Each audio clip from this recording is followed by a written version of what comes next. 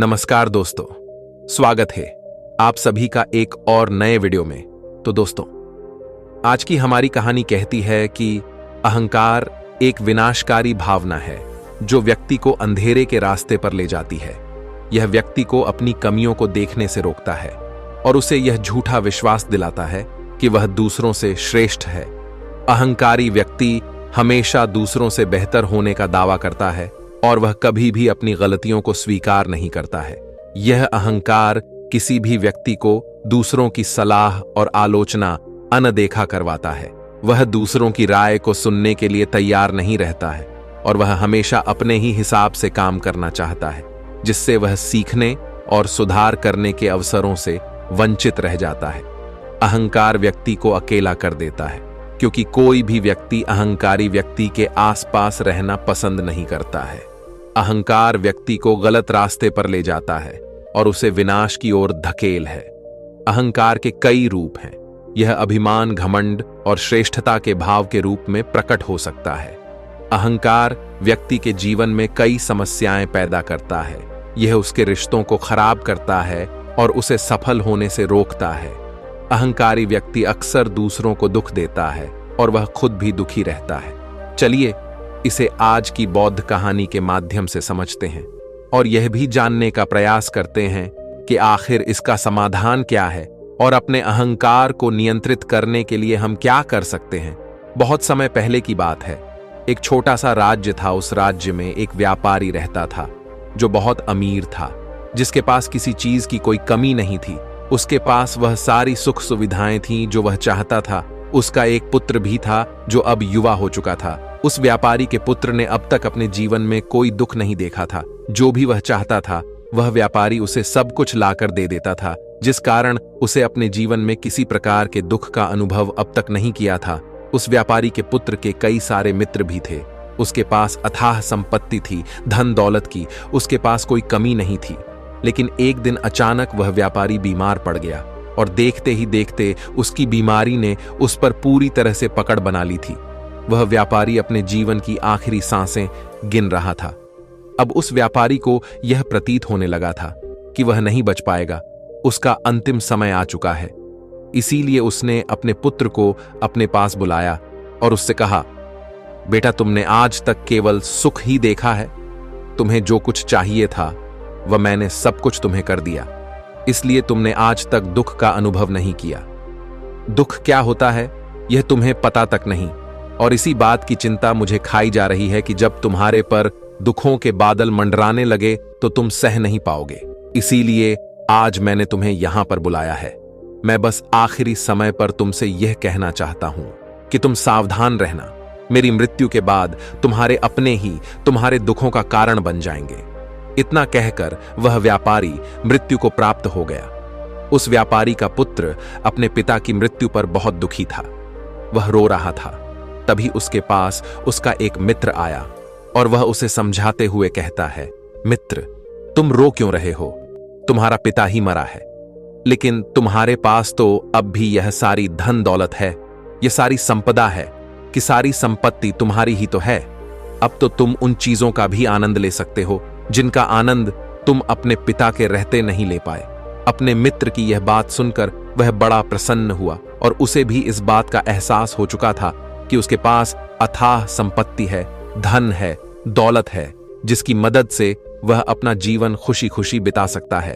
लेकिन इसी धन संपदा के कारण वह अब बुरी आदतों का शिकार भी हो चुका था। उसे हर प्रकार का नशा करने की आदत लग चुकी थी। जहां उसका मन करता वह वहां चला जाता। जब भी उसका मन करता वह किसी को भी अपने घर बुला लेता। फिर चाहे दिन हो या रात, जो भी उसका मन करता वह खरीद लेता, क्योंकि उसके पास संपत्ति थी। और तो और उसके पिता का सारा व्यापार भी अब उसी के हाथों में था और अब वह बहुत खुश था। वह अपने जीवन को अपनी मर्जी के हिसाब से जी रहा था। एक दिन उसके मन में ख्याल आया कि पिता ने मुझे बेवजह ही डरा दिया कि लोग मेरा फायदा उठाएंगे, मेरे दुश्मन बन जाएंगे, मेरे दुखों का कारण बन जाएंगे। लेकिन अब तो मैं और भी मजे से जी रहा हूं। मेरे सुख के दिन तो अब आए हैं। मैं आज तक जो नहीं कर पाया था वह सब करने में अब मैं सक्षम हूं। ये सब सोचकर उसकी खुशी का कोई ठिकाना नहीं था। वह बहुत खुश था। तभी एक दिन उस राज्य में एक बहुत बड़ा अस्पताल का निर्माण हो रहा था और इस अस्पताल के निर्माण के समय पर एक घोषणा करवाई गई कि जो भी इस अस्पताल के लिए सबसे अधिक दान देगा उसका नाम उस अस्पताल के एक पत्थर पर स्वर्ण अक्षरों में लिखा जाएगा। जब उसके मित्र ने यह बात सुनी तो वह दौड़ा दौड़ा उसके पास आया और उसे सारी बात बता दी। तब उस व्यापारी के पुत्र ने यह तय किया कि वह अस्पताल को सबसे बड़ा दान देगा और उसने ऐसा ही किया और साथ ही यह भी निश्चित हो गया कि उसका नाम उस अस्पताल के एक पत्थर पर स्वर्ण अक्षरों में लिखा जाएगा। लेकिन जब वह दान देकर वापस घर की ओर लौट रहा था तो रास्ते में उसे एक साधु मिले जो भोजन की मांग कर रहे थे। इस पर वह घमंडी व्यापारी का पुत्र कहता है, तुम जैसे लोग केवल 2 वक्त की रोटी के लिए हमेशा चिल्लाते रहते हो। पता नहीं तुम लोग कहां से आ जाते हो और भगवान तुम लोगों को पैदा ही क्यों करता है। तुम लोग गंदगी हो, तुम्हें जीने का कोई हक नहीं। केवल अपना पेट भरने के लिए 2 वक्त की रोटी के लिए तुम किसी के सामने भी झुक जाते हो। यदि झुकना ही है तो उस ईश्वर के सामने झुको, शायद वह तुम्हारी गलतियों को माफ कर दे और तुम्हें एक अच्छा जीवन प्रदान करे। हो सकता है वह तुम्हें भोजन भी दे दे। वह लड़का उन साधु को खरी खोटी सुनाकर वहां से चला गया। धीरे धीरे उस लड़के के पास उसके मित्रों, सहयोगियों और रिश्तेदारों की संख्या बढ़ने लगी। अब हर कोई उससे बिना पूछे कोई काम नहीं करता था। हर चीज में उसी से पूछा जाता था, जिस कारण उस लड़के को लगने लगा था कि अब मेरे बिना कोई काम नहीं हो सकता। जो भी हूं मैं ही हूं। जिस कारण उस लड़के का अहंकार अब 7वें आसमान पर था। सभी लोगों ने उसका मन जीत लिया था। सब लोग उसके विश्वास पात्र बन चुके थे। उस लड़के के पास अपार धन था, जिस कारण सब उससे जुड़े हुए थे। लेकिन यह बात उस लड़के को समझ नहीं आ रही थी। सभी लोग विश्वास के नाम पर अब उस लड़के से धन उधार लेने लगे थे और वह भी खुशी खुशी लोगों को धन उधार में दे दिया करता है। जो कोई उसे धन उधार लेने आता वह जितना मांगता वह उससे ज्यादा ही उन्हें दिया करता, क्योंकि वह सभी की नजरों में अपने आप को साबित करना चाहता था। वह अपने आप को महान दिखाना चाहता था। लेकिन धीरे धीरे उसकी बुरी आदतों के कारण अब उसका व्यापार चौपट होने लगा था। देखते ही देखते एक दिन व्यापार में उसे बहुत बड़ा घाटा हुआ। उसका पूरा व्यापार कर्ज में डूब गया। अब वह बहुत परेशान हो चुका था, बहुत चिंतित हो चुका था। उसे यह समझ नहीं आ रहा था कि आखिर यह सब क्या हुआ। मेरे पास तो कुछ समय पहले अपार धन था और आज मेरे ऊपर बहुत बड़ा कर्जा है जिसे मुझे चुकाना ही होगा। तभी उसे उधार दिया हुआ धन याद आया जो उसने अपने मित्रों और सहयोगियों को दिया था, अपने रिश्तेदारों को दिया था। उसने सभी से वह अपना दिया हुआ कर्ज वापस मांगना शुरू किया, लेकिन किसी ने भी उसका दिया हुआ कर्ज उसे वापस नहीं दिया, बल्कि लोगों ने उसे दुत्कार कर वहां से भगा दिया। वे एक एक करके सभी के पास गया, लेकिन किसी ने उसकी कोई मदद नहीं की। देखते ही देखते उसका सब कुछ बिक गया। अब उसके पास कुछ ना था। वह सड़क पर आ चुका था। तभी वह यह सोचने लगा कि अपने सुख के दिनों में मैं यह नहीं जान पाया कि मैं अपने शत्रुओं से घिरा हुआ हूं। मेरे पिताजी सही कहते थे कि मेरे अपने ही मेरे दुखों का कारण बनेंगे। पिताजी, आपका धन्यवाद। लेकिन मैं आपकी बातों को समझ नहीं पाया और आज देखिए क्या क्या हो गया। वह सारा दिन यहां से वहां भटकता रहा और सोचता रहा कि अब आगे क्या होगा। वह कैसे खाएगा, कहां रहेगा और कैसे सोएगा। उसे अपने पिता की याद सता रही थी। वह उन्हें याद कर करके रो रहा था। उसकी आंखों से आंसू बह रहे थे। लेकिन अब बहुत देर हो चुकी थी और अब धीरे धीरे उसे भूख भी लग रही थी। तभी उसने सोचा कि मैं उसी अस्पताल पर चलता हूं जहां पर पत्थर पर मेरा नाम स्वर्ण अक्षरों में लिखा गया है। मैं जाकर वहां पर कुछ मदद मांगता हूं। वह वहां पहुंचा और वहां के मालिक से वह कहता है, आपने मुझे पहचाना।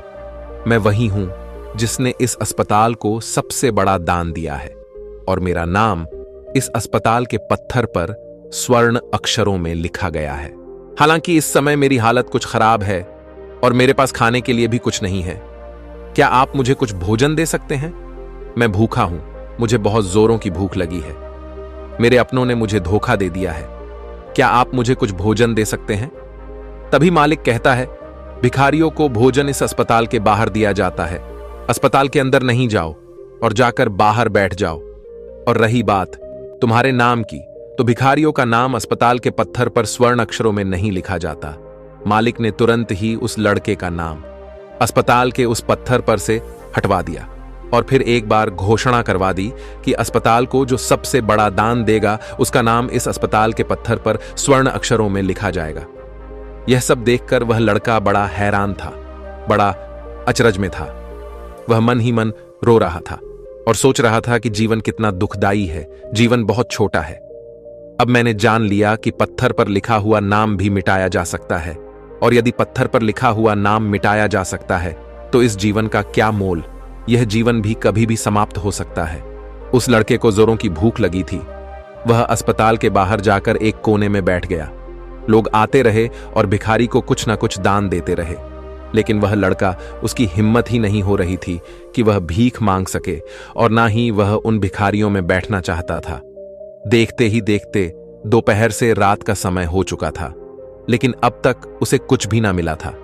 लेकिन उसकी भूख बढ़ती चली जा रही थी और उसे जोरों की भूख लगी थी।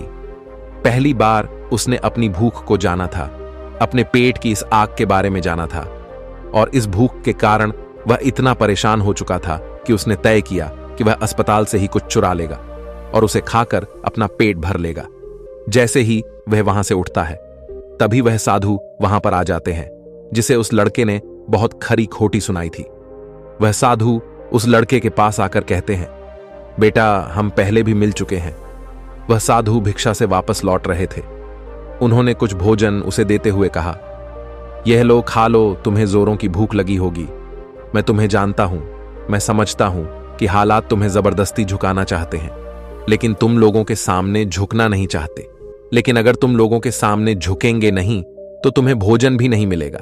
आज तो मैंने तुम्हें भोजन दे दिया है जिससे तुम्हारी भूख मिट जाएगी, लेकिन यह भूख रोज लगेगी। यह पेट की आग कभी नहीं मिटती। इस पर वह लड़का उन साधु से कहता है, जब मेरे पास धन था, दौलत थी, संपत्ति थी, तो मेरे पीछे मेरे मित्रों की, सहयोगियों की, रिश्तेदारों की कतार लगी रहती थी। सभी लोग मेरे शुभ चिंतक थे, लेकिन मेरे ऊपर दुख आते ही वह सब पलट गए। वह सब अब मेरे शत्रु बन चुके हैं। लेकिन तुम, जिसे मैंने इतनी खरी खोटी सुनाई थी, वही मेरे दुख में मेरा सहयोगी बना है। तुम मेरे इस दुख में मेरे पहले मित्र हो, मेरे पहले रिश्तेदार हो जिसने मुझ पर दया की है। मैं तो अपने आप को बहुत बड़ा समझता था, लेकिन देखो इस वक्त की मार ने मुझे कहां से कहां पहुंचा दिया। आज मैं इस बात को अच्छी तरह समझ चुका हूं कि धन से बड़ा कोई मित्र नहीं।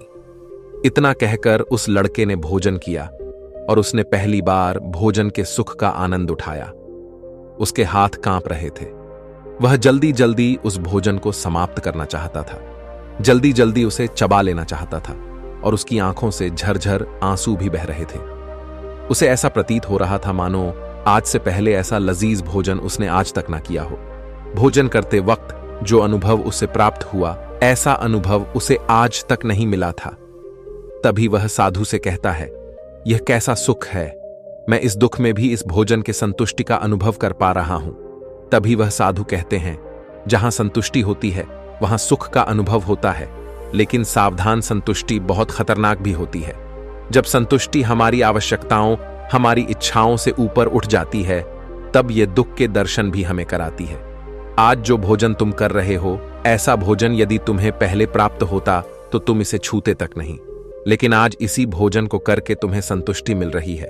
लेकिन जब तुम्हारे पास धन था, दौलत थी, तब तुमने इससे भी अच्छा भोजन किया होगा, लेकिन तब तुम्हें संतुष्टि नहीं मिली होगी, वह सुख प्राप्त नहीं हुआ होगा जो तुम आज अनुभव कर रहे हो। लेकिन सावधान, अगर ऐसा ही भोजन तुम्हें रोज मिलता रहे तो तुम और भी अच्छे भोजन की कामना करने लगोगे, और इसी कामना की संतुष्टि के लिए तुम्हारे मन में दुख पैदा होगा, और जब तुम अपने मन की इस कामना की संतुष्टि कर दोगे तो तुम्हें सुख भी प्राप्त होगा, लेकिन यह सुख आएगा और चला जाएगा।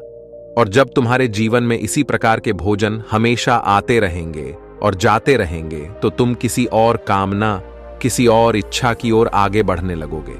तब तुम किसी और इच्छा की पूर्ति करना चाहोगे, तुम किसी और इच्छा की संतुष्टि करना चाहोगे, और जब वह इच्छा पूरी नहीं होगी, जब तुम्हें संतुष्टि नहीं मिलेगी, तो तुम्हें दुख होगा, तकलीफ होगी, पीड़ा होगी, और यह श्रृंखला ऐसे ही आगे बढ़ती चली जाएगी। लेकिन जब तुम्हारे पास धन था, दौलत थी, तब तुमने इससे भी अच्छा भोजन किया होगा, लेकिन तब तुम्हें संतुष्टि नहीं मिली होगी, वह सुख प्राप्त नहीं हुआ होगा जो तुम आज अनुभव कर रहे हो। लेकिन सावधान, अगर ऐसा ही भोजन तुम्हें रोज मिलता रहे तो तुम और भी अच्छे भोजन की कामना करने लगोगे और इसी कामना की संतुष्टि के लिए तुम्हारे मन में दुख पैदा होगा। और जब तुम अपने मन की इस कामना की संतुष्टि कर दोगे तो तुम्हें सुख भी प्राप्त होगा।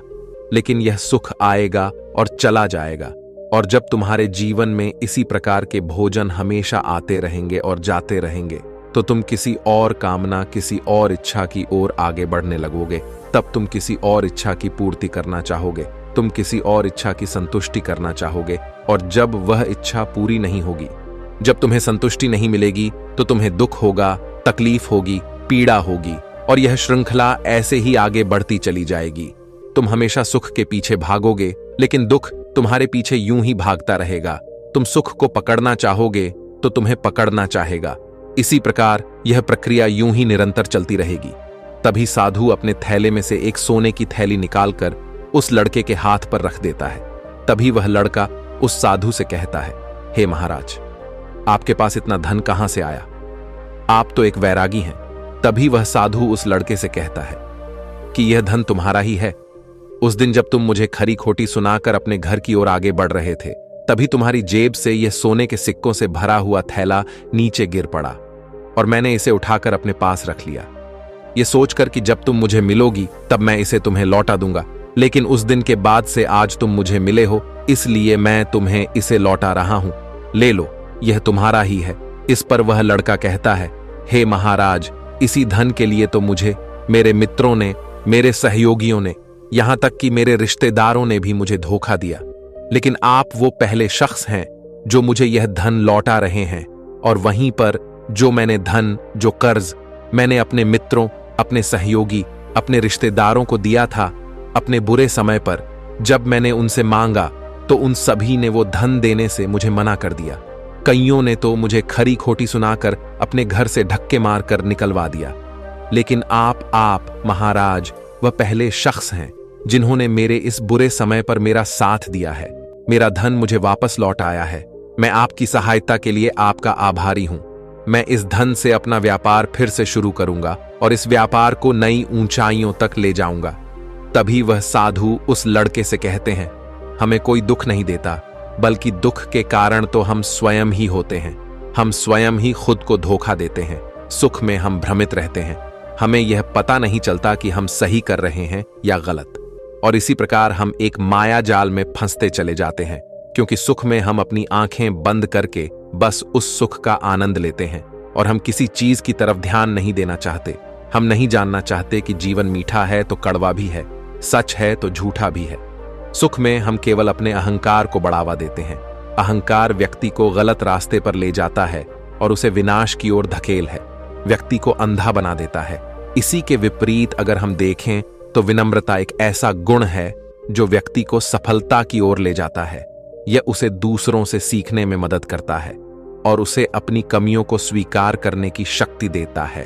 अहंकार का त्याग कर विनम्रता को अपनाना ही सफलता और खुशी का मार्ग है।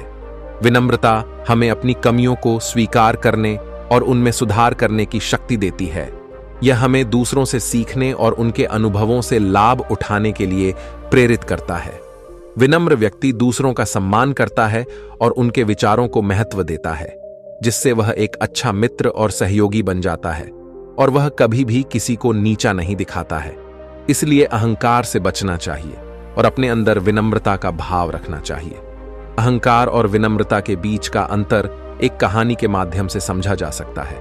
तभी इस पर वह लड़का कहता है, आप ठीक कहते हैं। जब मेरे पास धन दौलत थी, संपत्ति थी, तब मैं अंधा हो चुका था। मैं किसी चीज पर ध्यान नहीं देता था। मैंने उसे अपने इन दोनों हाथों से लुटाया है, और आज जब वह मेरे पास नहीं है तब मुझे उसके जाने का एहसास हो रहा है। और अब जबकि मैं इन दुखों से जूझ रहा हूं, तब जाकर मेरी आंखें खुली हैं।